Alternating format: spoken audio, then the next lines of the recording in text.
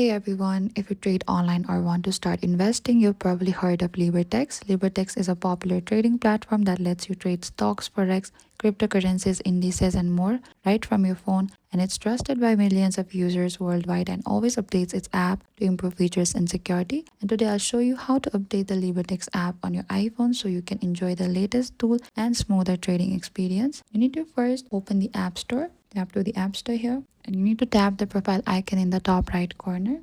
Over here, you need to select the apps, and in the top, we can see there's a Libertex Trading and Investing. Select to that. Over here, you'll get an update icon if your app is not updated, and if you do not see it immediately, you need to pull down or screen auto refresh. This checks for the latest app updates, or if there's any updates available, you can tap update next to Libertex and your iPhone will download the newest version automatically. Updating ensures you get bug fixes, security improvements, and new features.